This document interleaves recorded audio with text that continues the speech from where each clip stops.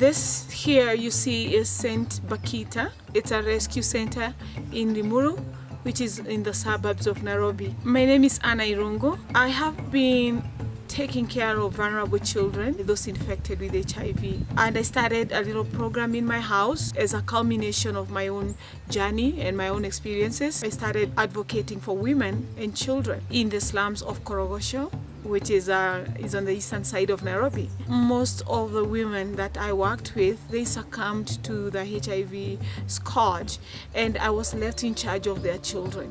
And so I could only manage or afford to take care of at least maybe 5 or 10, although we do have a capacity of 20. St. Bakita is a home, it's not an institution.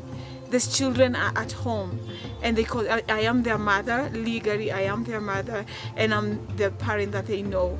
And of course, we do have a team of a wonderful caregiver, and my daughter Bridget helps me a lot. And these children whose mothers were my clients, I am directly responsible to make sure that their welfare is taken care of, because the property we own is leased. So every month we have an overhead of about $1,500, and so our hope and our vision is that we can get our own place that the children can grow and call their own home. We shall be going to the projected site where we plan to have our own home. It's in Sagana, Kenya. Sagana is perennially dry. The soil is black cotton soil. And one of the challenges around here is actually water, despite the fact that the bedrock is not very far. But then you would have to dig a well. One advantage why we are going to be moving out here is because we can grow our own food. For example, what you see here, this is wild sorghum, which is very nutritious, especially for vulnerable children or people with compromised immunity. And what you see here, we didn't plant it. It just grows wild in this village, in this area, by utilizing natural ways of growing foods locally available. That in itself is a big boost to the health of these children. So the idea is to have at least a few animals that can produce organic food or organic dairy products that can be used to sustain the feeding and the nutrition for the children. My hope and our plan and our vision is that we can have several of those homesteads.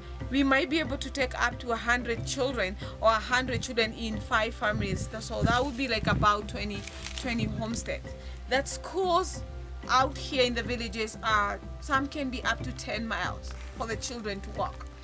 But we thank the government that now we have the free education system, and so we are not only going to benefit our children at T+, but the children who cannot afford to attend private schools, it will be open. However, we intend to keep the numbers very small, a maximum of 25 students a class. Our hope is that in the community there are those most vulnerable but are not necessarily orphans, and they are maybe not necessarily afflicted by HIV, but they are welcome. Being vulnerable is more than just the physical aspect of it, and this is a holistic healing village. So we want to attend psychologically, emotionally, spiritually, and also socially. This is a huge project, and so it is likely to be done in phases. We have priorities.